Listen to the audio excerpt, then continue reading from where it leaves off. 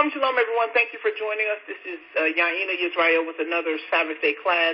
We'd like to thank those who are joining us that are in our queue this evening and those that are listening out in the audience around the world, internet audience. Welcome to our class. We are on part 2 of the Dietary Law, and I just wanted to thank everybody for being so patient with us as we go through this particular part of the training. It's very important that we know these things so that we can line ourselves up. And we're going to get started. And you guys can let me know if you can see the screen. Yes. Yes. All right, here we go. The Dietary Law. We have a lot to go through today. For you all who cannot see the screen, please, if you have access to the internet, you can pull the scriptures up on the internet using Bible Gateway. That's what we use, and you can follow us that way. But it's really a lot of information that I think is very important and pertinent to us that we understand for the Dietary Law. This is part 2, and we're going to go to Deuteronomy chapter 14. We're going to Deuteronomy chapter 14, verse 1. So if you guys get that, I'll give you a chance to get that, and then I'll read that. What we do is, this is an open forum. We read some of the scriptures, and then I'll ask if you have any questions or anything like that, and you can just ask any kind of question pertaining to the topic. If you have questions that do not pertain to the topic, we ask that you hold those until class is over, and then we can go through that, because a lot of people bring up topics that don't pertain to what we're talking about and throw the whole thing off. So if you guys could just be courteous, wait until after class is over, we'll go over the other stuff as well. All right, Deuteronomy chapter 14, this is part 2 of the Dietary Law, and this is important because Yah is giving us information on how we conduct ourselves in every area of our lives, and they call it the law. He calls it the laws, the statutes, and the commandments. Well, us coming out of Christianity, we have been always told our whole life that the law is done away with, that there's no reason to do the law because Christ covered the law and everything with his death, burial, and resurrection. Well, we know that's not true. He never done away with the law. The law has always been here, and as Israelites, we must keep the law. So the Dietary Law is what we decided to start with as we go through the laws. And this is part 2 of the Dietary Law, and I'm going to put this on the internet as part 2, so there will be a part 1 and a part 2. Deuteronomy chapter 14 in verse 1. It says, "Ye are the children of the Most High your Elohim. Ye shall not cut yourselves, nor make any baldness between your eyes for the dead. For thou art an holy people unto the Most High thy Elohim, and the Most High has chosen thee to be a peculiar people unto himself above all the nations that are upon the earth." Now, a lot of people read this and they get upset when we quote this scripture. People get upset about the fact that we think this is us, and that we have realized that we are the people of the book, and the people of the other nations, especially the evangelical Christians, they get upset because they want this to be about them. But this is not about them. This is about the physical Israel, the descendants from the 12 sons of Jacob, whose name was changed to Israel. He is talking to us. He said, "Thou shalt not eat any abominable thing. These are the beasts which ye shall eat." Now, we went over this last week, but we're going to go through this again in Deuteronomy. It says, "The ox, the sheep, the goat, the hart and the roebuck, and the fallow deer, and the wild goat, and the figring, and the wild ox, and the camel. How do you pronounce that? Camois? I don't know. We'll get that. I don't know what Sister Tanya is or not. It says that every beast that parteth the hoof and cleaveth the cleft into 2 claws and cheweth the cud among the beasts, that ye shall eat." So we know what cheweth the cud means, that the animal has 2 stomachs, and he chews down the food, and it breaks it up, and the food comes back up, chews it again, and takes it out, and that's what chewing the cud is the 2 stomachs in the animal. It's verse 7. Nevertheless, these ye shall not eat of them that chew the cud, or of them that divide the cloven hoof. As the camel, and the hare, and the coney, for they chew the cud, but divide not the hoof, therefore they are unclean unto you. Verse 8, and the swine, because it divideth the hoof, yet cheweth not the cud, it is unclean unto you. Ye shall not eat of their flesh, nor touch their dead carcass. Right, now, this is a precept. Now, watch what the Most High says in Isaiah chapter 65. And the reason why I'm going to this is because we have been taught in Christianity that you can eat anything as long as you bless it. That you can't bless something that the Most High has deemed unclean. Right. But we're going to follow up with a scripture in the middle of this scripture to show you that. Isaiah chapter 65, verses 1 through 7. I hope everybody has a notebook and a pencil and a piece of paper so that you can write this stuff down. Verse 1. I am sought of them that ask not for me. I am found of them that sought me not. That's what he says. I said, behold me unto a nation that was not called by my name.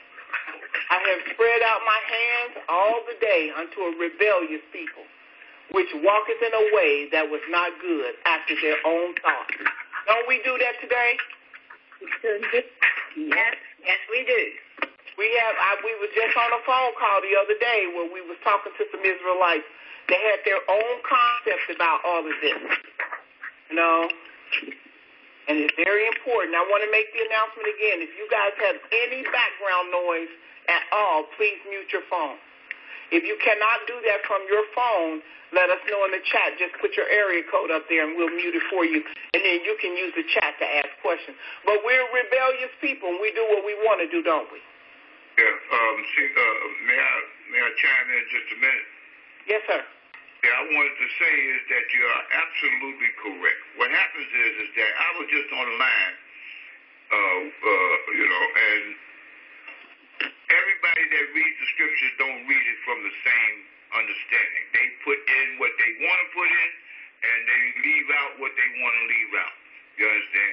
Anything that's going to be to gain their little recognition or whatever it may be, you understand? But everybody misses what is being said. We don't read it verbatim.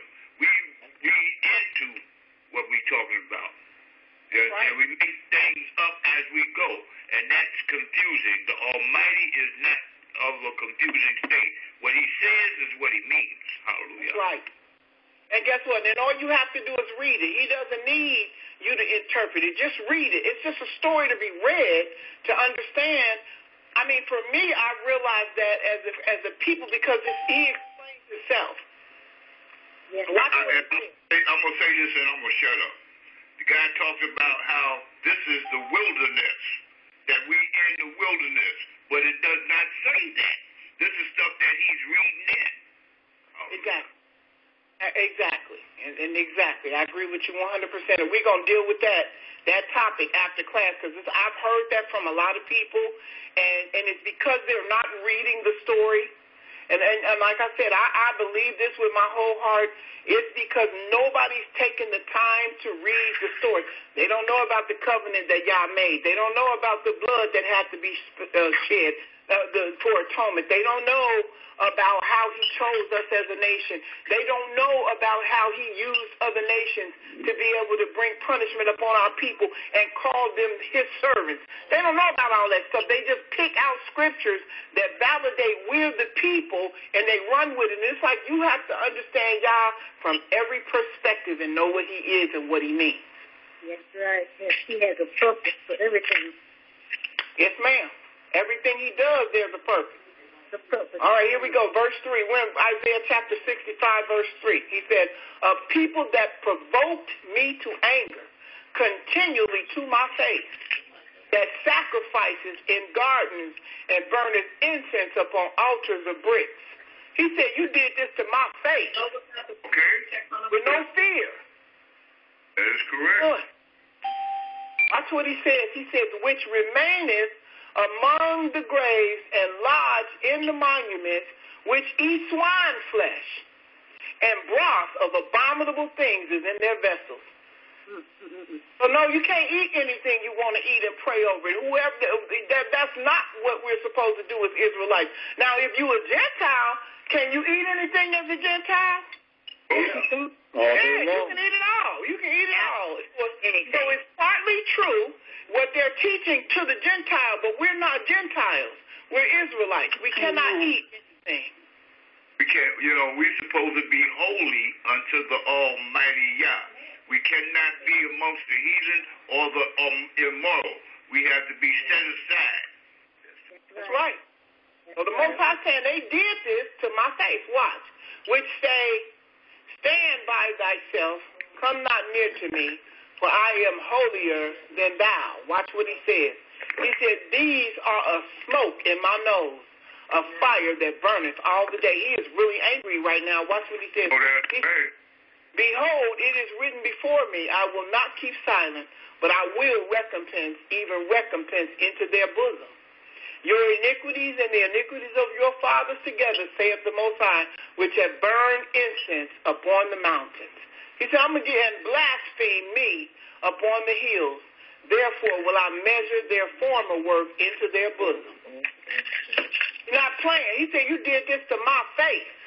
They did everything they could do in my face. Isaiah chapter 66, I'm just precepting here in the Old Testament where you cannot eat anything you want to eat just because you bless it. You cannot bless what the Most High has deemed unclean. That's correct. You can't do it. Isaiah 66, 15 through 18.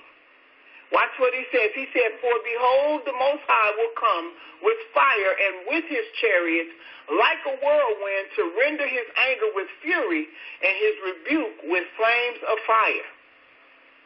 For by fire and by his sword will the Most High plead with all flesh, and the slain of the Most High shall be many.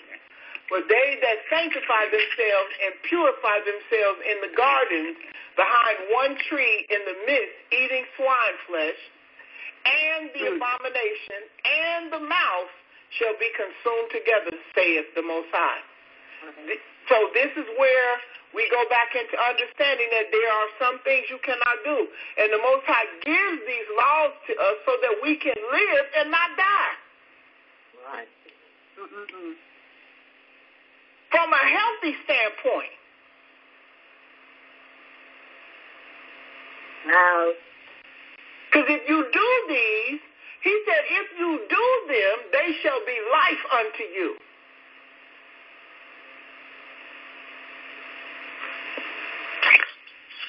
Any questions?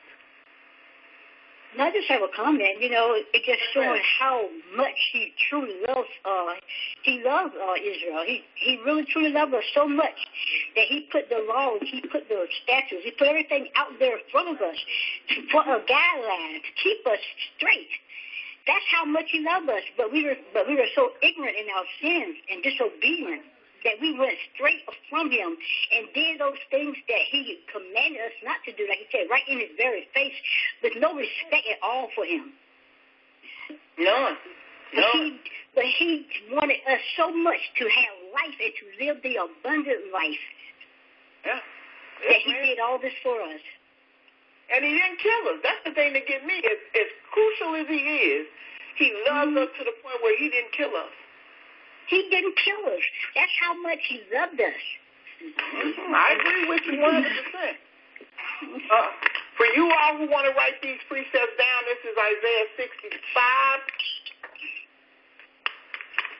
1 through 7. And then we have Isaiah 66, 15 through 18. Thank you. Okay, now we're back in Deuteronomy 14. He said, these ye shall eat of all that are in the waters. All that have fins and scales shall ye eat. And whatsoever have not fins and scales ye may not eat. It is unclean unto you. So that means, again, we can't have catfish, shrimps, lobsters. You can't eat all that stuff. Unclean. Of all clean birds ye shall eat. Watch what he says about the bird. I'm getting ready to precept another law. Deuteronomy 22, 6 through 7. Deuteronomy 22, 6-7. Watch what he says about a bird's nest. He said, if a bird's nest chance to be before thee in the way, in any tree or on the ground, whether they be young ones, watch what he says, or eggs, and the dam sitting upon the young or upon the eggs, thou shalt not take the dam with the young. That's what he said. But thou shalt in any wise let the dam go and take the young to thee, that it may be well with thee, and that thou mayest prolong thy days. So what he said was, let the mama bird go, but you can take the eggs and eat the eggs if you need the eggs.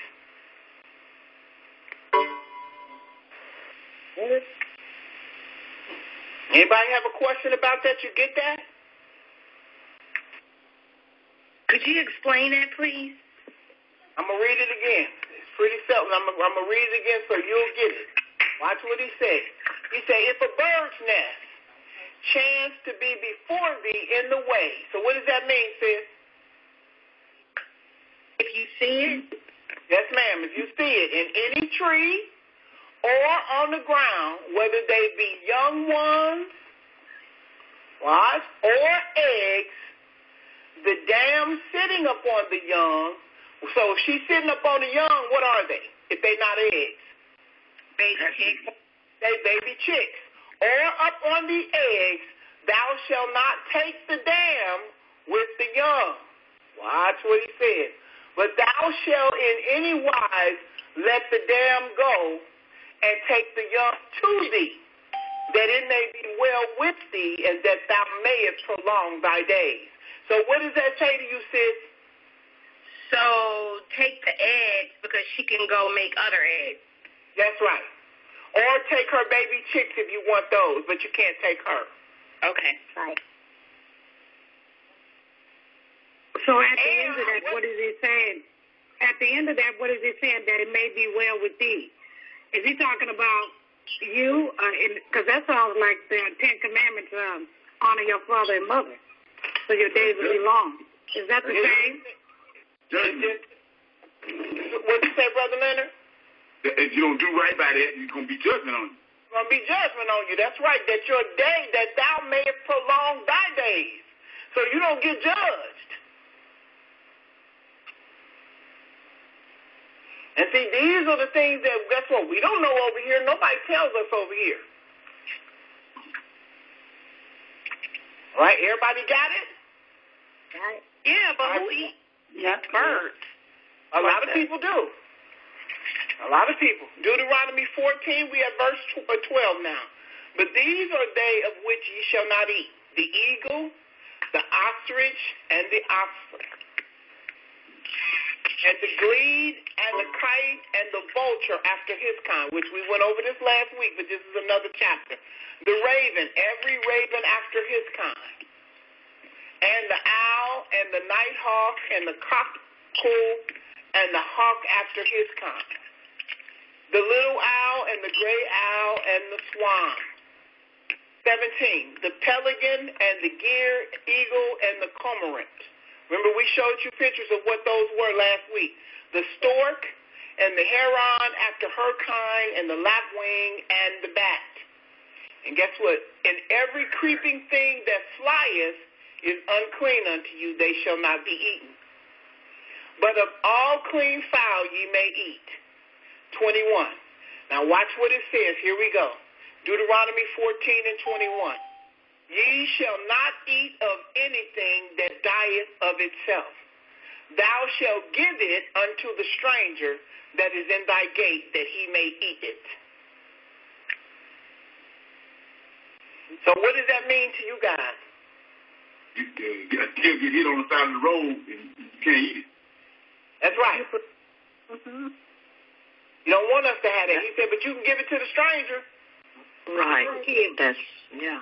I've seen them do it. Take it right up and throw it in the truck. Throw it in the truck. They can eat it. So you can't get mad because they don't eat what you eat. And unfortunately, guess what? We're in their lands, so we're eating the way they are allowed to eat, even though it's an abomination to us. Right. Okay, I have a question. Yes, ma'am. Okay, so in essence, if the stranger can eat that, then that makes the stranger defilement towards us. No. Unclean? Well, no, they're not his chosen. We're not supposed to mingle with him at all. You're right. Yes, ma'am. Right, but that's what I'm saying. That gives credence to what he's saying about us not mixing again. That's true. We are not supposed to mingle. We were supposed. Remember, I read up there earlier where he said, "You are a peculiar people." Right. Unto myself above all the people of all the nations that are upon the earth. Right, but the dietary law even also stresses that. So if they're eating unclean stuff and we've got to eat clean stuff, then again that stresses what he said about us being separate from everybody else. Exactly. And how we should mingle with the strangers. Okay. Exactly. Because if you do, you have clean and unclean. Right. But may I ask a question? Now, like I said, to the stranger, it wouldn't be unclean to them because it's a natural thing for them, but it's because it's the Most High's rules for his people. He had called us out as a set-apart people. To him, he don't want us to entertain or be a part or do those things as the other nations do. Because it's okay for them, because to them, it's not unclean to them. It's a natural thing for them to do. No, it's unclean, period. It's unclean. I know what you're saying, but the animals itself are still unclean. They just are. They're not held accountable for eating them. Yeah, we are holy seed, and they not. But we are holy. Yes, we are holy, set apart people. Right. So we are not there. To them, though, to them it's just normal, everyday thing. I'm just gonna go kill this fox. I'm gonna eat this fox. But he's still unclean. He's still an unclean animal. Still unclean. Yes, still unclean, but it's okay for them to do it. Yeah, it's okay for them to do it. Mm-hmm. Yeah, it's okay for them to do. But remember, what you say, Brother Leonard? I think that's the same as the offering when they burn offering. After 3 days, we can't eat it, but we can give it to the stranger. Exactly. Right. I have a question. Yes, ma'am. How does this affect the stranger that went into the curses with us, that they may not know that their lineage went into the covenant with us back then? Does that affect them? Because they may or may not know who they are, especially if they weren't Israel. How do they know, today? Is it because they are identified by the curses? You're talking about the stranger? The stranger who was brought into the covenant when we learned on the first Exodus. Well, let me say this. They were brought into the covenant of, they had to be circumcised, but they still, there's still certain things, because this is where we are. We're still in the wilderness. This is being done in the wilderness. And the Most High has given this law in the wilderness with the people that came out of Egypt. Yeah, he didn't cut a covenant with the stranger. Right. There's certain things that they had to abide by if they wanted to be with us, but the covenant was not with them in the wilderness. Yeah, but wouldn't they have to abide by, the dietary laws as well? I'm just curious. No. He just told us. No, because this is what it is. Picture them in the wilderness while I'm reading this, and the stranger is there with them while Moshe is giving this to the children of Israel. He said, "You shall not eat of anything that dieth of itself. Thou shalt give it unto the stranger that is in thy gates, that he may eat it." So the strangers were with them, even though they came out of Egypt with them. They were with them, and if we could throw it to them, they could eat it, but we couldn't. Because the Most High said, I have to make a difference between what? Clean and unclean. Clean and unclean. That's right. Hey, Sister You have to make a difference. Shalom. It was a difference that he made with us because we were the ones that were set apart. We were the ones that had to do his laws, statutes, and his commandments. Like he said, some of the things they had to abide by if they were going to dwell with us, but that was given unto us. Sister Kahina, Yes, sir. You know what? I just noticed something. This is why we should not be married, mixed marriage. That's right. Exactly right. That's what I'm saying. Right. Exactly right. Because that very thing, you know, she's in there eating pork chops, and you're there looking, you know. Right. For real. That's true. Yeah, that's true. And that's why he said, don't give your sons or your daughters unto them, because what? They will turn you away from me, because they do customs and have things that are not related to the Most High Yah. Right. Because he didn't give his law, statutes, and commandments to them. He gave them to us.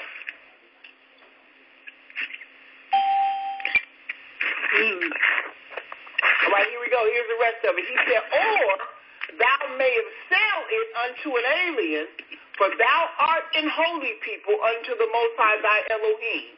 Thou shalt not seest a kid in his mother's milk. That means you cannot boil an animal in his own mother's milk. But he said you can sell this stuff, that them animals that die to themselves, you can sell it to an alien, somebody else that's not from the nation. You can give it to them, but you can't eat it. So if you find a deer on the side of the road, we can't pick it up and throw it in the back of the truck and take it home and eat. We're not allowed to do that. Because you don't know what it died from. It could have a disease. It could have anything going, rabies. It could have anything. That's right, because that's that dead corpus. We cannot touch that. Exactly.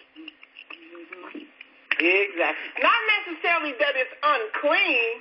It's not like it's unclean to touch, because these are clean animals that you cannot eat. You understand what I'm saying? Like a deer, you can have deer meat. But if you find it on the side of the road and it died unto itself, you don't know why it died. But he was saying that we can't even, I mean, it's not unclean, but we can't even touch a dead, a dead animal, none of the dead. Right. That's what he was saying. We are set apart from that part. Yeah. Mm-hmm. Even though the animal is clean. The process in killing the animal, when you prepare to eat, exactly. Exactly. It's a lot different. Exactly. Right. And so now do you see what the difference is being in these lands that are not ours, you know, in these lands that are not proportioned unto our law, that we are in the lands of our captivity, in the lands of these enemies. We're in their land, so we are doing and eating the things that they eat. We are eating the meat the way they slaughter it. We are eating the vegetables the way they have cross-mixed and all that. We're eating what they eat. That's totally separate than what the Most High how he wanted us to eat. Right. We're totally away from all of it. That whole thing is linked together. The reason why we in the state we in is because of all this. We're doing all these things that don't pertain to the Most High. Right. Absolutely. They all linked together. Absolutely. Okay, blood is prohibited. I have to get into this again. It says we're in Leviticus chapter 17, verse 10 through 11. So I'm doing what the Most High told me. We have to touch this again. Verse 10, it says, and whatsoever man there be of the house of Israel, or of the stranger that sojourn among you, that eateth any manner of blood, I will set my face against that soul that eateth blood, and will cut him off from among his people. Like you said, verse 11. Somebody's phone is chirping some papers or something. If somebody's turning pages, if you would you please put your phone on mute? I appreciate it. For the life of the flesh is in the blood, and I have given it to you upon the altar to make an atonement for your souls. What he says, for it is the blood that maketh an atonement for the soul. Can't eat it. Verse 12, therefore I said unto the children of Israel, no soul of you shall eat blood, neither shall any stranger that sojourn among you eat blood. Watch what he says. And whatsoever man there be of the children of Israel, or of the strangers that sojourn among you, which hunteth, and catches any beast or fowl that may be eaten, he shall even pour out the blood thereof and cover it with the dust. For it is the life of all flesh, and the blood of it is for the life thereof. Therefore I said unto the children of Israel, you shall eat the blood of no manner of flesh, for the life of all flesh is the blood thereof. Whosoever eateth it shall be cut off. And every soul that eateth that which dieth of itself, or that which was torn with beasts, whether it be of your own country or a stranger, he shall both wash his clothes and bathe himself in water and be unclean unto the even. Then shall he be clean. But if he wash them not, nor bathe his flesh, then he shall bear his iniquity. Any questions? Because I know a whole bunch of people that like bloody steaks. Absolutely. Today, right now. Mm-hmm.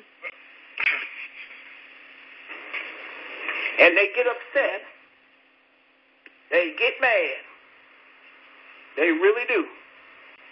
Yep. When you tell them that. I used to see that all the time. All the time. You used to do what, sis? I used to work in a restaurant, and I used to see that all the time. Actually, I worked as a cook, and I had to bring out bloody steaks all the time, rare and medium rare.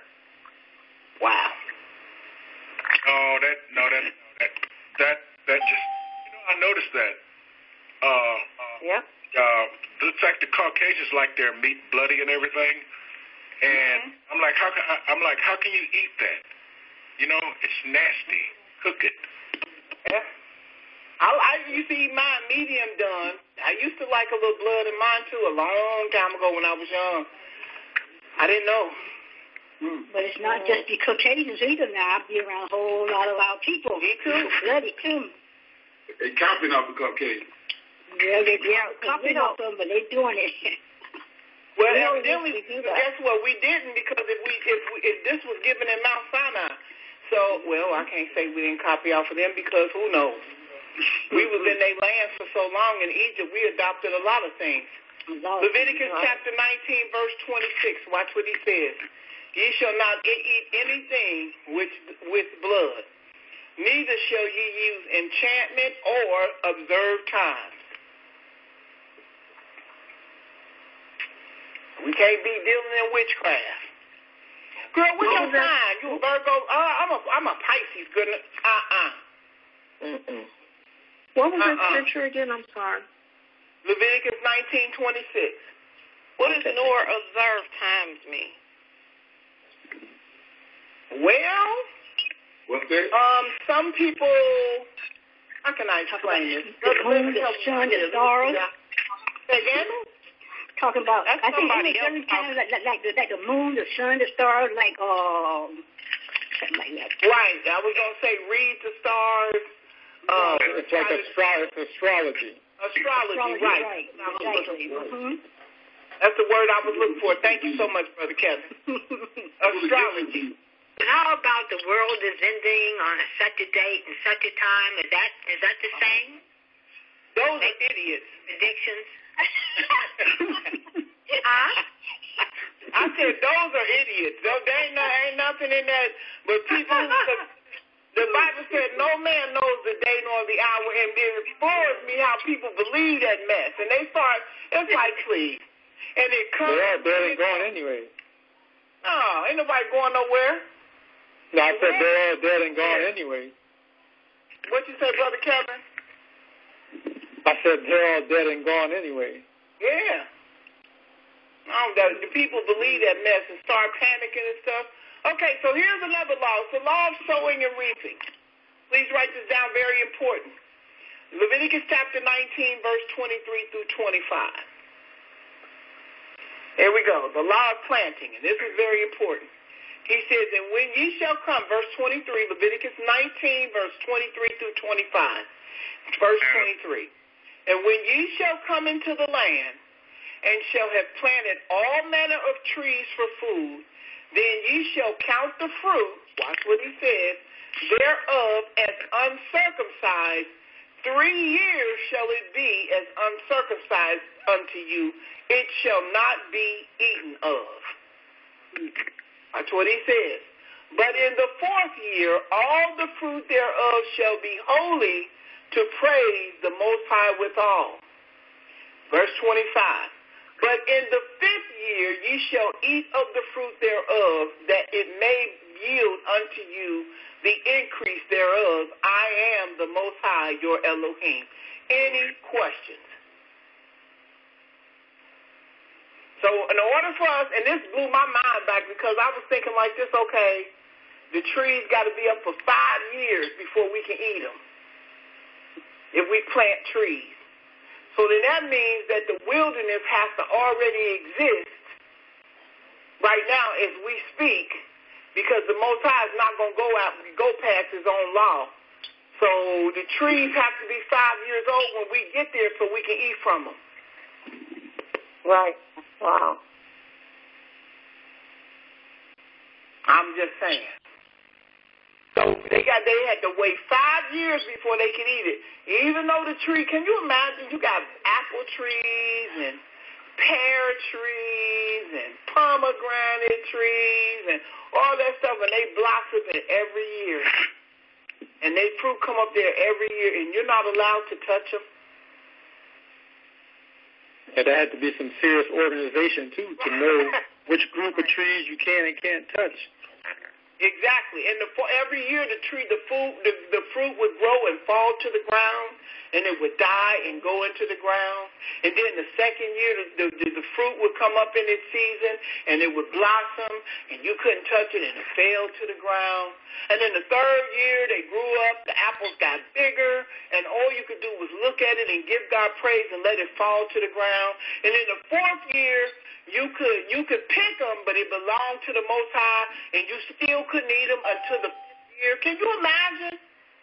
Well, and the trees sit, though. Like, when you buy a new tree and you plant it in the ground, it has to get to a certain age before it'll start blooming anyway. It don't just stick in the ground and then, bam, fruit. It has an aging period it goes through before it even develops the fruit. Well, that's not what this says. Let me see. And that's not true. Well, let's see. That's what the law of planting. Here it goes again. Watch what it says. And when ye shall come into the land, and shall have planted all manners of trees for food, and then ye shall count the fruit. Watch what it says. Thereof as uncircumcised. 3 years shall it be as uncircumcised unto you. It shall not be eaten of. So these trees are bearing fruit. Well, maybe they're the not trees bearing. we have today are different, because I know when you get them from the nursery, they don't automatically have little fruits on them. You got to wait for the things to sprout. So once you put it in the ground, it goes through like a nursery period. Yeah, but it don't take 5 years, though. I mean, it don't take 5 years, but I'm just saying, as soon as you put it in the ground, it don't start sprouting apples. We dealing with hybrids. The apple tree? We dealing with hybrids. Yeah, that's what I'm saying. They must be hybrid, because they at the nursery, at the store all the time with the instructions on it. I'm funny like that. I read them all the time, but the ones we got today, you don't just stick them in the ground and then it's a little tree with some spigots and then big fruit come off of it.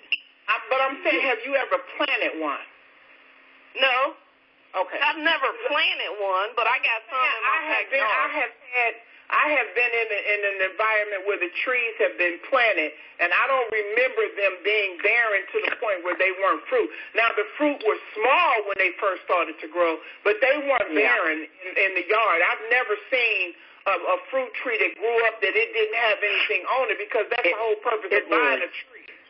They were little. That's what I'm saying. They must be hybrid. They were never barren. You might be getting a hybrid one this time, but the ones that I saw when I grew up and they planted the trees, they weren't barren.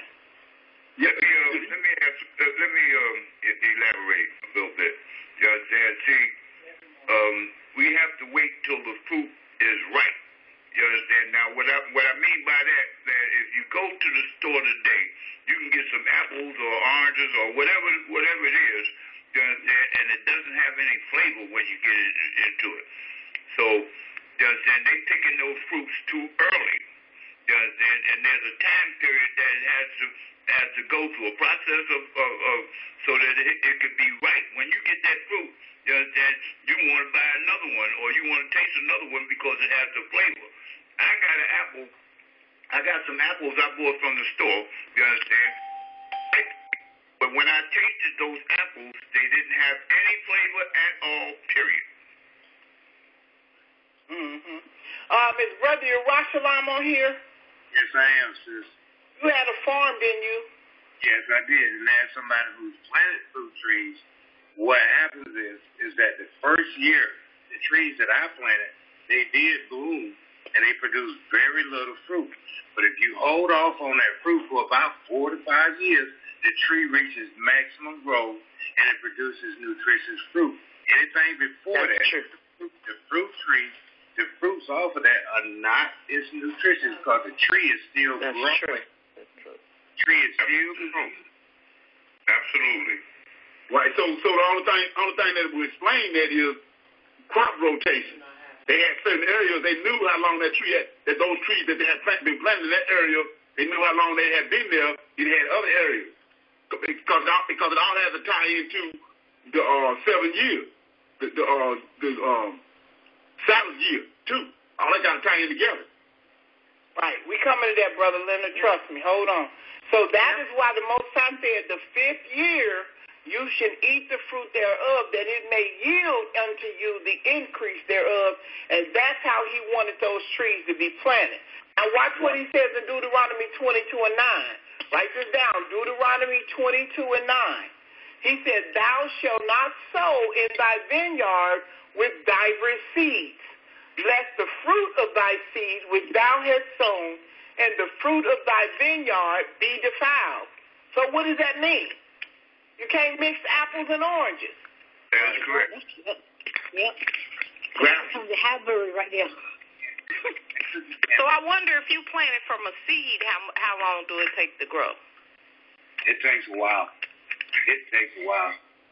Because those fruit trees, you normally looking at about 2 to 3 years old. But it takes a while. They're about 2 to 3 years old when you look at them at Walmart or wherever. Right. Yeah, but isn't that's the natural way to grow them? But now with scientific and everything, now they just shooting needles and everything up and everything and making everything blow up overnight. So he doesn't want us mixing anything together and growing it together. Now watch what he says, verse number 9. Here we go. He says, and when ye reap the harvest of your land, thou shalt not wholly reap the corners of thy field, neither shall thou gather the gleaning of thy harvest. Watch. And thou shalt not glean thy vineyard, neither shall thou gather every grape from thy vineyard, because we had a welfare system. Watch. Thou shalt leave them for the poor and the stranger. I am the Most High, your Elohim. Right. So if you had a field, brother Yerushalayim, when you went to pick that stuff up, and you had stuff laying around on the edges, you had to leave it there so that they could come around, those that did not have any food, for the poor and the strangers, so they could pick it up. They got it. Say again? They gave it their own. Sister Yehudah. Yes, sir.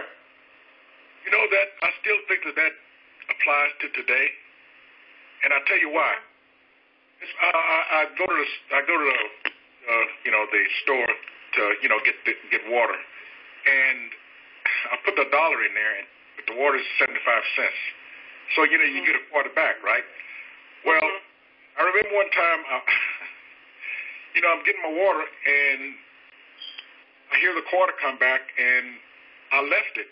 I said, that's for the poor, just like the scripture says. You can do it like that, definitely. I mean, any kind of way that you want to do it, you can definitely do it that way.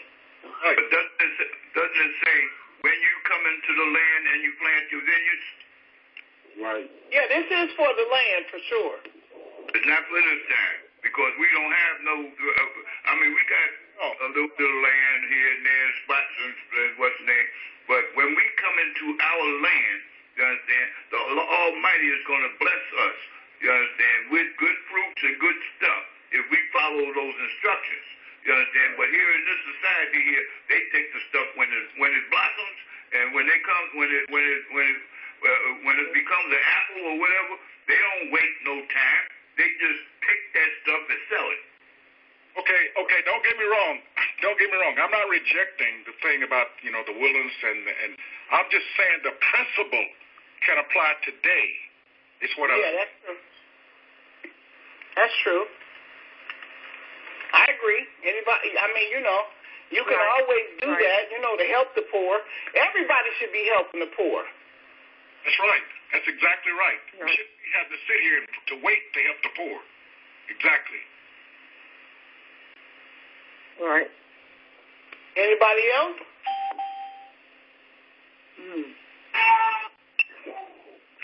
Well, you know what? In this example, it also shows that the poor got up and worked as well. And, they didn't just go and get the stuff in the field and give it to the poor wherever they are in the street. The poor was there. The stranger was there to work the land as well. So everybody has a responsibility, even the poor, to do what you can. You also get it. So we have a responsibility to give to them as well.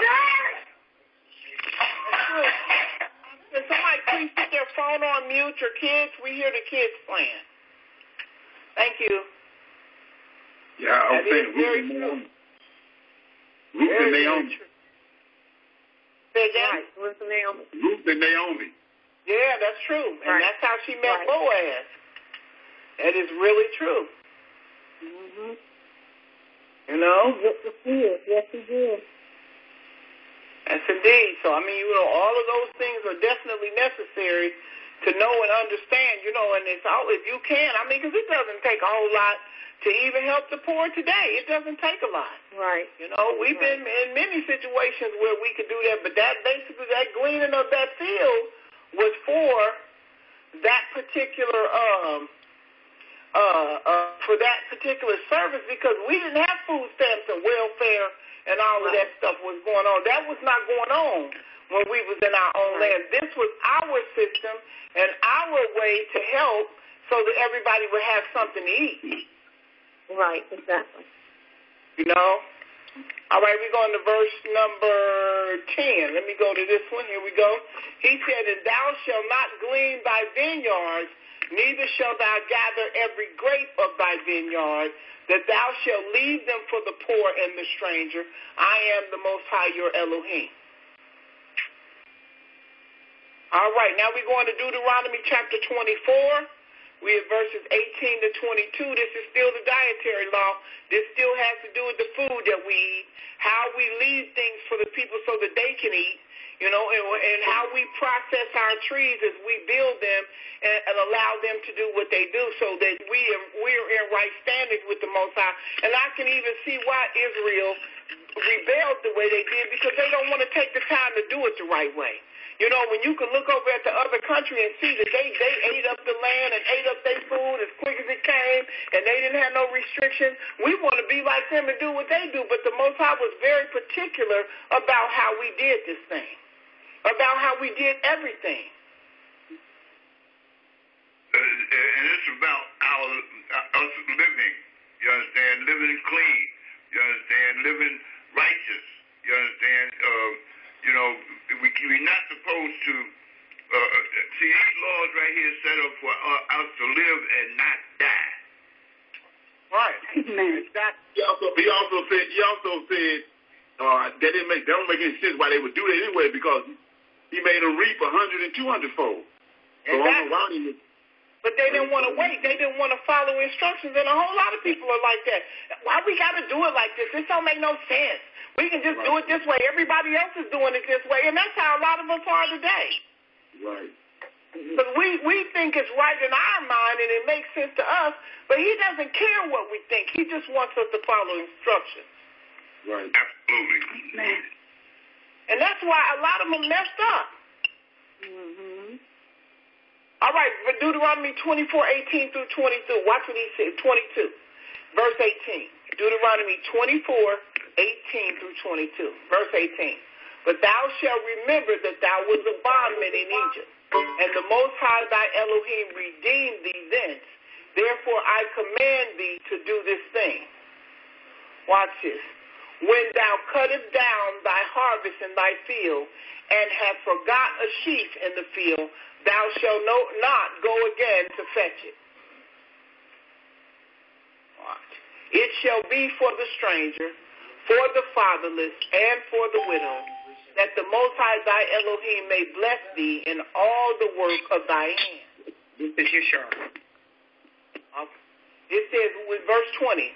We're in Deuteronomy chapter 24, verse 18 through 22, verse 20. When thou beatest thy olive tree, thou shalt not go over the broth again. It shall be for the stranger, for the fatherless, and for the widow. When thou gatherest the grapes of thy vineyard, thou shalt not glean it afterwards. It shall be for the stranger, for the fatherless, and for the widow. And thou shalt remember, 22, that thou wast a bondman in Egypt, in the land of Egypt. Therefore I command thee to do this thing. So it is a commandment. Any questions? Well, I want to say something. I noticed that in 20 and 21 and 22, he kept mentioning the fatherless, the widow, and the stranger. But he would always ask those keys that same question. He would ask them, why have you provided for the fatherless and the widow and the stranger? He'd always ask them, so that's mandatory. In order to be successful, is that you do that. Yeah. That's what the fast went to. It wasn't fast like they make it up today. Hallelujah. Right, that's true. That's true. That's why the Levi was in charge of everything, because they're the ones who distributed it to the fatherless, the widow, and the strangers. But that's not working today, because that's not the system that the Most High set up. It's a system that is set up in another system to make it appear as though that's what it is, but that's not what it is. Because he gave us this commandment in our own land to do with the people of our own land, because there was no welfare system. They didn't have food stamps. We grew our own food. Right. We were responsible for our own food. Right. Example of that is in Egypt, they were so greedy, they didn't leave no gleaning. So the Israelites couldn't go get something to eat, and then we was over here. We captivity here back in the slave time. They ain't leave nothing on the trees and nothing for us to eat off of. If you ate it, you know you ate it, and you better not let nobody know you ate it either. Right. There wasn't no such thing as gleaning. That's correct. No. So the last time. Remember that. You said, let's remember that. They didn't leave you nothing, but that's what I'm expecting you to do, but they didn't do that for us. Yes, that's right. Yes, ma'am, sis. The last time I did witness gleaning in, I think it was in 81, or I think it was in 81, and I lived in an apartment where there was a field across from me, and once they had harvested, they did leave vegetables and fruits in that field, and people were able to go and pick what was left, but they didn't let that ended shortly afterwards, but I did witness that. Yeah, I bet. I mean, they did try to mimic after the scriptures, but they couldn't, because it was something that we had to do. You know what I'm saying? Right. Because like you said, when the slaves were being fed, they was picking their cotton and picking them apples and them oranges or wherever they was getting them tobacco leaves and all that stuff. You better not mess with that product, because that was increase for them. That was wealth for them. And if you did, you better sneak and make sure that nobody know you had it. Yeah, they even developed masks so they couldn't eat. Right. Right. That's what I was going to say. Right. Yeah. Yes, they did. Wow. Yes, they did. Like a grate over our mouth, so we couldn't put anything in there. Ain't that cold-blooded? That's cold-blooded. I'm serious. That is cold-blooded, but that's what we dealt with. And like Brother Leonard said, the Most High said, remember you when you was a slave. Remember Egypt. Yeah. Don't do what they did. You make sure you do something different because it's my name on it now. You know what I'm saying? It's my reputation now. That's why I said all the strangers that come with us, they ain't going to be treated like we was treated when they become bond men and bond women. Amen, sister. Amen. I am so glad you said that because I don't want to be degraded to their level. Good grief, that is that's one of I look at this Kelly up in the White House, and I look at him and I say, you're a 4-star Marine general. How could you degrade yourself to that? And I'm like, man, there's a lot of when your eyes are open, it is amazing what the Lord shows you. Yes, it is. Right. It is. Right. And it's just serious, but that's how he set it up. This is all a part of eating the dietary law. We're going to Leviticus chapter 18 now, verses 1 through 5. And I want you to watch what he says. Leviticus 18, 1 through 5. Leviticus chapter 18, verse 1. He says, and the Most High spake unto Moshe, saying, verse 2, speak unto the children of Israel and say unto them, I am the Most High, your Elohim. Verse 3, after the doings of the land of Egypt, wherein ye dwell, shall ye not do. And after the doings of the land of Canaan, whither I bring you, shall ye not do. Neither shall ye walk in their ordinances. He said, don't do what they do now. He said, verse 4, ye shall do my judgments and keep mine ordinances to walk therein. I am the Most High, your Elohim. Ye shall therefore keep my statutes and my judgments. And watch what he says, which if a man do, he shall live in them. I am the Most High. So if you do them, the Most High said you shall live. And I see so many people that are dying when they really don't have to. It could be something as simple as changing your diet.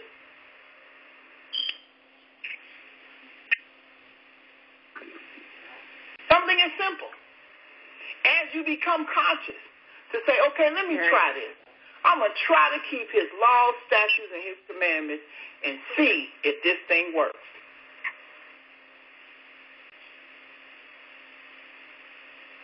Now, we all are appointed a time to die. Don't get me wrong. It does not say live forever, but you shall live in them. And who knows, it may prolong your life longer than what you have. You know what I'm saying? That if you continue to live like you live in, you won't be here that much longer. Gave us 120 years. Can I share something really quick? Yes, ma'am.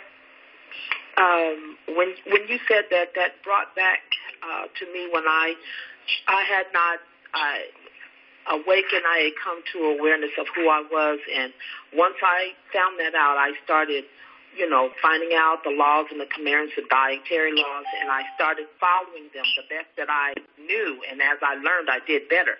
But I had to get an operation. I had to get I had a large kidney stone, and the doctors went in to remove the stone, and what happened was they cut a main artery in my kidney. I bled out. My lungs collapsed. My blood pressure plummeted, so they had to sew me back up and bring me back. And so when I woke up, I had all this apparatus in my mouth. I couldn't talk. I started panicking, and I said, Father, am I going to die? Is this it? And he said, no, just relax and go back to sleep. You're going to be okay. So that just brought to mind when you said that if we begin to follow his laws and commandments and do what we're supposed to do as being his people, he will prolong our life. Because I could have died on that table and not woke up. But he saw fit for me to, still be here. Hallelujah. Right. And then, too, the body has the power to heal itself. But if it's sickening and it's weakened, to the point where it can't function properly, then you're at a disadvantage. So a lot of times we have to do things like begin to cut certain things out of our diet, like I said, and live according to the dietary law. We know that the food is contaminated here. We know that the meat is contaminated here. We know that the vegetables have been blended and all the kind of stuff, that we're dealing with, but make a concerted effort. You know what I'm saying? And then the Most High will stand on His word. You know, I'm trying to do what you told me to do. I'm eating the way that you tell me to eat. And you feel better. I'm just going to tell you the truth. You feel better. You do. You know, so you just make an effort. Yes, ma'am. All right, here we go. Leviticus 25, 1 through 24. This is very important. This is the land Sabbath. Now, there was a Sabbath for the land the Most High gave. Leviticus chapter 25, verse 1 through 24. Verse 1. And the Most High spake unto Moshe in Mount Sinai, saying, Speak unto the children of Israel, and say unto them, When ye come into the land which I give you, then shall the land keep a Sabbath unto the Most High. 6 years thou shalt sow thy field, and 6 years thou shalt prune thy vineyards, and gather in the fruit thereof. But in the 7th year shall be a Sabbath of rest unto the land, a Sabbath for the Most High. Thou shalt neither sow thy fields, nor prune thy vineyards. That which groweth of its own accord of thy harvest, thou shalt not reap, neither gather the grapes of thy vineyards undressed, for it is a year of rest unto the land. Can you imagine in the 7th year, you walking past them big old grapes and all that stuff, and you can't touch them? You better not eat them. Don't touch them. Watch. And the Sabbath of the land shall be meat for you, for thee and for thy servant. Watch. And for thy maid, and for thy hired servants, and for thy stranger that sojourn with thee, and for thy cattle, and for the beasts that are in thy land shall all the increase thereof be meat. He said, But thou shalt number 7 Sabbaths of a year unto thee, 7 times 7 years, and the space of the 7 Sabbaths of the years shall be unto thee 49 years. Then shalt thou cause the trumpet of the Jubilee to sound on the 10th day of the 7th month. In the day of atonement shall ye make the trumpet sound throughout all your land. And ye shall hallow the 50th year, and proclaim liberty throughout all the land unto all the inhabitants thereof. Any questions? I'm not finished yet. I want to stop it in the middle. Yeah, the Jubilee is 7 times 7, 49. The 50th year is year Jubilee. Yes. But if you go back up to verse 3, it says, 6 years thou shalt sow thy field, and 6 years thou shalt prune thy vineyards and gather in the fruit. Then 4 says the 7th year. Well, that's the reason they went into Babylon for 7 years. I was waiting on you to say that. You better believe it. Because 490 years they didn't keep it. So in order to back it up and bring in righteousness, they had to do 70 years outside the land in captivity. That's right, because the land had to rest, didn't it? Right. Yeah. That's exactly why they went into captivity in Babylon, because they did not obey that commandment. Right. I didn't know that. Yeah. Right. So what'd you say, Brother Combs? No, I said I didn't know that. I really didn't. That's a whole lesson in itself. It sure is. Yes, indeed. We just scratching the surface right now with that one. That has to be taught all by itself to understand that. But say it again, Brother Leonard, for him. Yeah, so 6 years you keep, 6 years you supposed to till the ground, the 7th year you let the land rest. Right. And so they didn't do that. They didn't keep this law for 490 years. Okay. So 70 Sabbaths out, you get 70 Sabbaths out of 490 years. So they had to go into captivity in Babylon for 70 years to make it up. Okay. All right. In other words, what you sow, you reap. Yeah, right. It's going to come back on you. If you don't do it, it's going to come back on you. Yeah, Right. That's why it's best to do it and that you may live. Watch, verse 10, it says, it shall be a jubilee unto you, and ye shall return every man unto his possessions, and ye shall return every man unto his family. Because we did have Israelite servants, and because they may have owed a debt or something, but in the Jubilee year they get to go home and the debt is wiped clean. That's a whole nother one right there by itself. Verse 11, a Jubilee shall that 50th year be unto you. Ye shall not sow, neither reap that which groweth of itself in it, nor gather the grapes in it of thy vine undressed. For it is the Jubilee, it shall be holy unto you. Ye shall eat the increase thereof out of the field. It says, in the year of this Jubilee ye shall return every man unto his possession. And if thou sell aught unto thy neighbor, or buy aught of thy neighbor's hand, ye shall not oppress one another. According to the number of years after the Jubilee, thou shalt buy of thy neighbor, and according unto the number of years of the fruits he shall sell unto thee. That's what it says. It says, corresponding to the number of years after the Jubilee, you shall buy from your friend. He is to sell to you according to the number of years of crops. So you couldn't cheat each other and try to put an astronomical price on it. It says, according to the multitudes of years, thou shalt increase the price thereof, and according to the fewness of years, thou shalt diminish the price of it, for according to the number of years of the fruit doeth he sell unto thee. So we even had an economic law of how we were to buy and sell toward each other.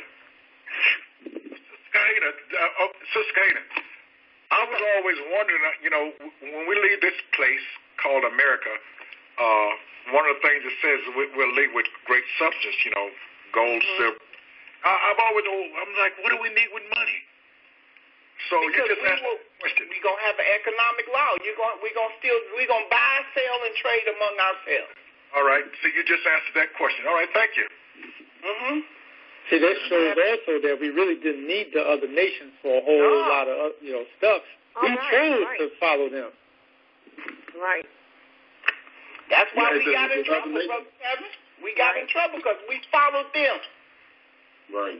Okay. Does that mean that when we need something that's not there, we can't get it from anywhere, or can we order it from wherever? No, that's not what I was referring to. I was just saying from the standpoint of we were self-sufficient for a lot of things.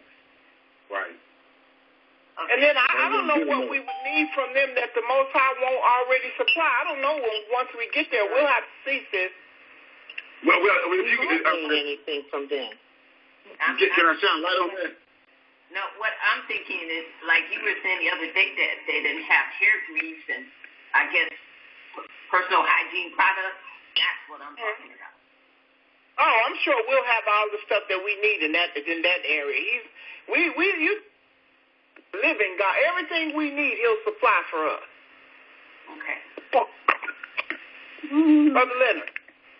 Yeah. Well, I was going to say. When you say the stranger within thy gate, you have to incorporate the fact that Israel was doing a whole bunch of trading too, and he got strangers there trading with them. So the Most High is so gracious, he was leaving fruits and grapes and all that for the strangers that was coming there trading with them.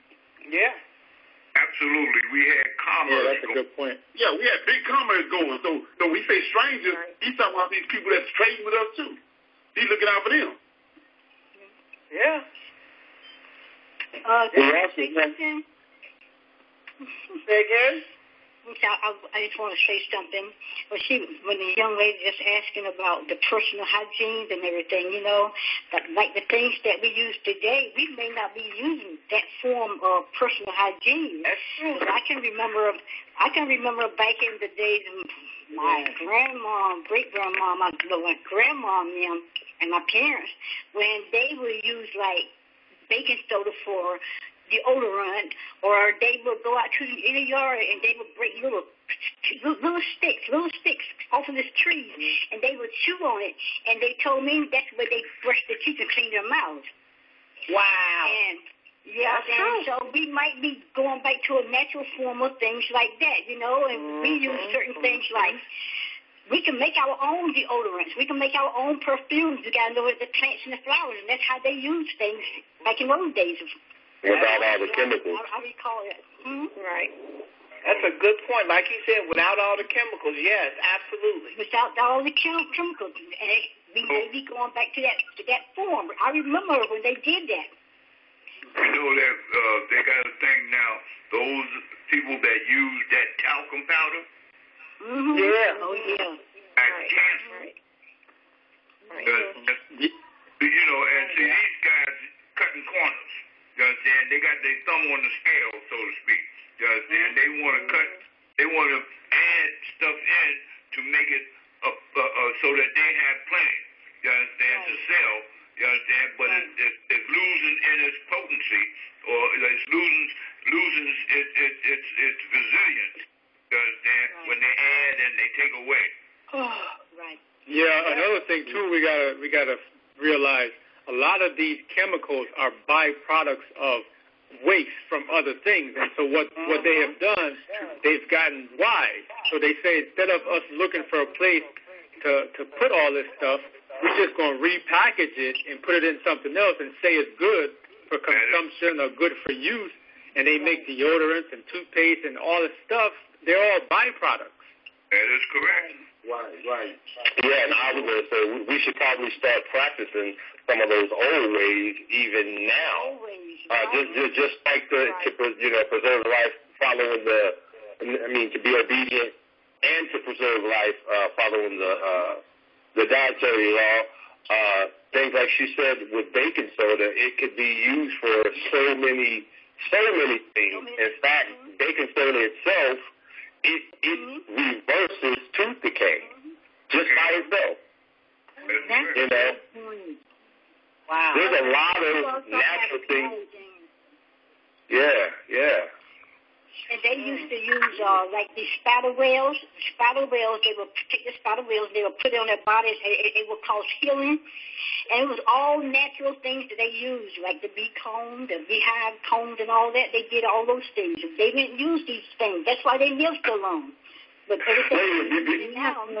Before I forget, let me tell you guys this. I've been doing a lot of research on, just natural foods and stuff that we should do instead of, what they're giving us. And, man, I found out just about all the toothpaste, except for a couple, they add pork.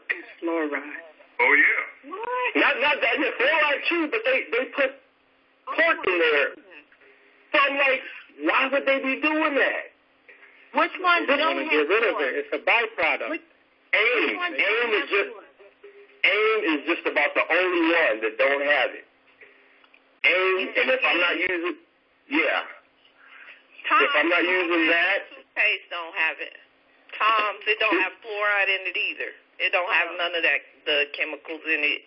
It's usually where the other toothpaste is, but it just costs more. Make your own. But if you want to do better than that, just go baking soda. Because like I said, it rebuilds. Hey, can we get back? Hold on. You guys hold that until it's over, and we're going to get back on the lesson. And then we'll bring that. You guys hold that, and I promise you we're going to come back. Because we still got a lot more to go. But I appreciate that. Just hold it until after the show. After the class, and then we'll get in there. Because everybody wants to know what the brands are. And this is good stuff. We got to have this on here so that people know what to buy. Because they have pork in almost everything. Everything. Hold on, here we go. Let's see. Here we go. Verse 17. Watch what he says. He says, ye shall not therefore oppress one another, but thou shalt fear the Most High, for I am the Most High, your Elohim. Check this out, what he said. He said, wherefore ye shall do my statutes and keep my judgments and do them, and ye shall dwell in the land safety. And he said, and the land shall yield her fruit, and ye shall eat your field and dwell therein in safety. He watched verse 20. He said, and if ye shall say, what shall we eat the 7th year? Behold, we shall not sow nor gather in our increase. Watch what he said.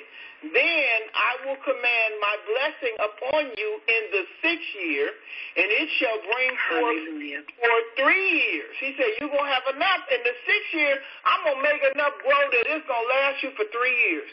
Hallelujah. Amen. That's prepping one-on-one. Say again? That's prepping one-on-one. Exactly, and he loves us that he put all of these mechanisms in place if we're obedient. He said that ye shall sow the 8th year, and ye shall eat of the old fruit until the 9th year. Until her fruit come in, ye shall eat of the old store. There you go. That's that prepping. You better believe they was prepping. Watch. He said, the land shall not be sold forever, for the land is mine. He said, for ye are strangers and sojourners with me. So we know that that land belongs to him, and that's why he's coming back. He's getting ready to clean that land out. He said, that land is mine. Right. Amen. Absolutely. May I say 2 things? Yes, ma'am. Okay, we are in the year of Jubilee, and the year of Jubilee ends in April. They say around the April the 18th, around the full moon, so that's one thing. And I think it's the 50th Jubilee, but we are currently in the year of Jubilee. Also, right now, one of the things that's under discussion as I read online is whether or not we're going to go, well, people are talking about moving to the yuan and moving away from the petrodollar. But what that means is that the central bank is probably going to come down, because that's one of the questions that people are saying. Should it come down, and how long will it last? If that happens, if the central bank comes down, then we definitely will have to go to a monetary system where we're going to use gold or silver, because the money won't have any value at all. Because right now we're using those central banks, and they're the ones that are keeping this system that we have going right now. So 2 things: we're in the year of Jubilee, and I think we're looking at the end of the central bank, hopefully. All right, let's keep moving. We're going to bring that back up at the end of class. Give me 1 minute. We don't have much left to go. Watch what he says, verse 24. He said, and in all the land of your possessions ye shall grant a redemption for the land. He said, then ye shall calculate the years since it fell, and refund the balance to the man whom he sold it, and so return to his property. Watch what he says. If there are still many years, he shall refund part of his purchase price in proportion to them for his own redemption.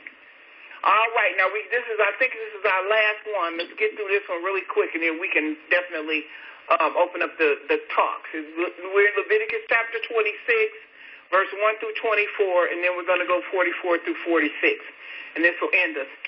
Is this good? Yeah. Amen. Yeah, real good. Has this shed some light on some things? Absolutely. Somebody said absolutely good. It's clearing up a lot of stuff. All right. Here we go. Leviticus 26, verse 1. It says, Ye shall make you no idols, nor graven images, neither rear you up standing images. Neither shall ye set up any image of stone in your land, to bow down unto it, for I am the Most High your Elohim. Ye shall keep my Sabbaths, and reverence my sanctuary. I am the Most High.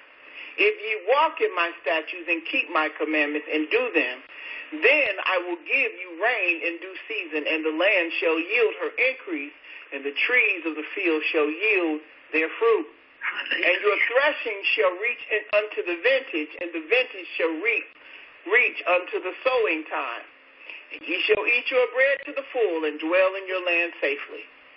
And I will give peace in the land, and ye shall lie down, and none shall make you afraid. And I will rid evil beasts out of the land, neither shall the sword go through your land. And ye shall chase your enemies, and they shall fall before you by the sword. And 5 of you shall chase 100, and 100 of you shall put 10,000 to flight, and your enemies shall fall before you by the sword. For I will have respect unto you, and make you fruitful, and multiply you, and establish my covenant with you.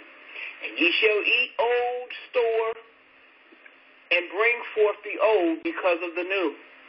And I set my tabernacle among you, and my soul shall not abhor you. And I will walk among you, and will be your Elohim, and ye shall be my people.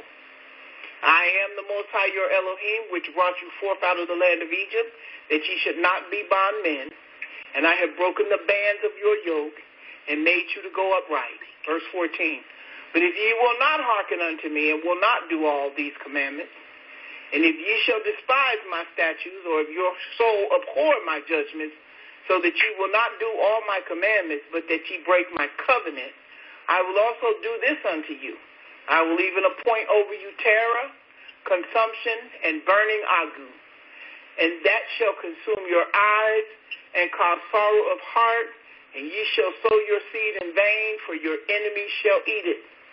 And I will set my face against you, and ye shall be slain before your enemies. They that hate you shall reign over you, and ye shall flee when none pursueth you. And if ye will not yet for all hearken this unto me, then I will punish you 7 times more for your sins. And I will break the pride of your power, and I will make your heaven as iron, and your earth as brass. And your strength shall be spent in vain, and your land shall not yield her increase, neither shall the trees of the land yield their fruit. And if ye walk contrary unto me, and will not hearken unto me, I will bring 7 times more plagues upon you according to your sin. I will also send wild beasts among you, which shall rob you of your children, and destroy your cattle, and make ye few in numbers, and your highways shall be desolate. And if ye will not be reformed by me by these things, but will walk contrary unto me, then will I also walk contrary unto you, and will punish you yet 7 times for your sins. Verse 41. And that I also have walked contrary unto them, and have brought them into the land of their enemies.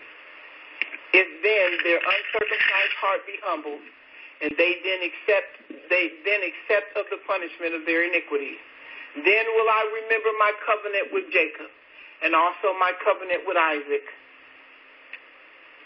and also my covenant with Abraham will I remember, and I will remember the land.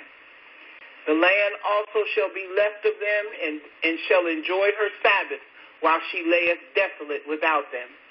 And they shall accept of the punishment of their iniquity, because they despise my judgments, and because their soul abhorred my statutes. And yet for all that, when they be in the land of their enemies, I will not cast them away, neither will I abhor them, to destroy them utterly, and to break my covenant with them, for I am the Most High, their Elohim. But I will, for their sakes, remember the covenant of their ancestors, whom I brought forth out of the land of Egypt in the sight of the heathen, that I might be their Elohim. I am the Most High. These are the statutes and the judgments and laws which the Most High made between him and the children of Israel in Mount Sinai by the hand of Moses. Any questions? Yeah. Praise Him. That's deep. Praise His holy name. Isn't that something? That's powerful. You know, when I really started putting it together, I was like, wow, this is really powerful, that this was all what we had to do when we went into the land that made us different from everybody else. And to look over and see the other people partying and kicking it and having a good time and bowing down to other statues, we did that in his face. He said, you disrespected me in my face. I'm telling you. Right. Brother Donia, and how people can believe that this is the wilderness is unbeknownst unto me, because this time when we go into the wilderness, it is called the place of safety. We're not safe. Right. That is correct. Absolutely correct. And he said he's going to plead with you, plead with us like he did unto our forefathers. You understand? Amen. And, you know, but we have to live out our punishment period, because when he spoke about us going into a 400-year captivity, he didn't change that. He didn't make no adjustment. It's 399 years. We can forget about the other year. No, we have to go the whole punishment. Right. Hallelujah. I have a question. The part, I got stuck on that where it says when we're in the wilderness, he'll plead with us face to face. And somewhere else in Scripture, he said that he's going to plead with the other nations, and the way I looked at that was like basically he's going to break them off. So, I mean, are these different pleads? Here's the thing about that. I see it. You understand? He gives everybody an opportunity to fall in line with this law. You understand? That's what he's giving everybody, that opportunity. Their position is not our position, but they're going to be strangers unto us. You understand? He gives us an opportunity, you understand, to be able to do the law the way he had it all set up. You understand? Because if we live by this law, we will live and not die. You understand? And he gives everybody the same opportunity. That's where Did I put the scripture to both of those, what you just said? Hold on. What did he say? He said, what now? We will get an opportunity to do what? I'd like to get those scriptures that Brother Barry was just saying about law pleading with us as well as with the, with the heathen or the stranger. Well, in Ezekiel chapter 20.